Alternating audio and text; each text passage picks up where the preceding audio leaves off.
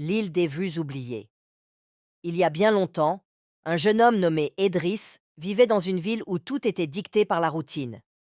Chaque jour, il suivait le même chemin, répétait les mêmes gestes et rêvait d'une vie différente, sans jamais oser agir. Un soir, il reçut une lettre mystérieuse. Prenez le bateau au port à minuit. Ce voyage changera votre destin. Intrigué, il s'y rendit et trouva un vieil homme à la barbe blanche qui l'invita à monter à bord d'un vieux navire. Mais au beau milieu de la mer, une tempête soudaine éclata. Les vagues rugissaient comme des bêtes sauvages, et en un instant, le bateau se brisa contre un rocher. Edris fut projeté dans les eaux sombres et perdit connaissance. Lorsqu'il se réveilla, le soleil brillait au-dessus de lui.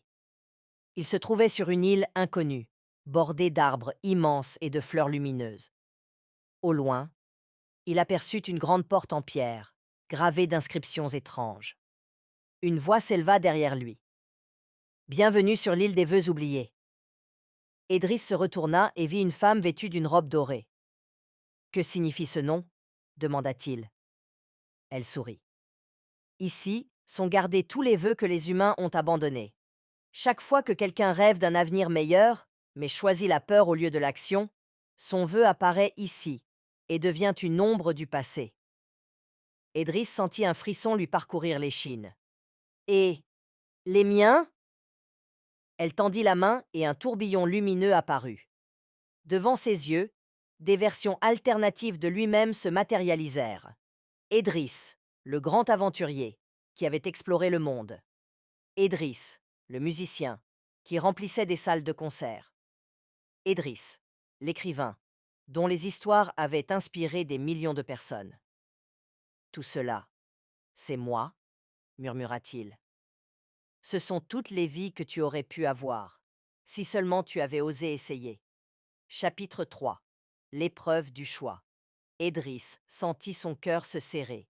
Il avait passé toute sa vie à attendre le bon moment, sans jamais agir.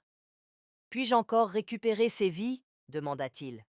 La femme hocha la tête. Oui, mais tu devras traverser le labyrinthe du regret et affronter ton plus grand ennemi. Edris s'avança et entre dans le labyrinthe. À l'intérieur, il entendit des voix familières. Tu n'es pas assez talentueux. Tu risques d'échouer et d'être ridicule. Tu es trop vieux, il est trop tard pour changer. Ces voix étaient les siennes. Au centre du labyrinthe se tenait une créature gigantesque, un monstre aux yeux noirs et à la peau faite d'ombres mouvantes. Qui es-tu demanda Edris. Le monstre sourit.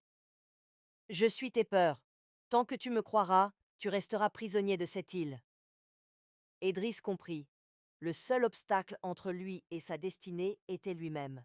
Il prit une grande inspiration, regarda le monstre droit dans les yeux et déclara. Je choisis d'essayer, même si j'échoue.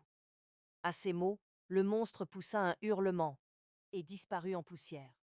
Soudain, une lumière aveuglante l'enveloppa. Quand il rouvrit les yeux, il était de retour dans sa ville. Mais quelque chose avait changé. Cette fois-ci, il n'attendit plus. Il écrivit son premier livre, se lança dans l'aventure, composa de la musique. Et chaque jour, il vivait avec l'assurance qu'il n'aurait plus jamais à se demander « Et si j'avais osé ?» Leçon de vie. Le plus grand obstacle à nos rêves n'est pas le manque de talent ou de chance, mais la peur d'échouer. Si tu ne fais rien, tes rêves finiront sur l'île des vœux oubliés. Mais si tu oses, même avec des doutes, tu peux créer ta propre légende.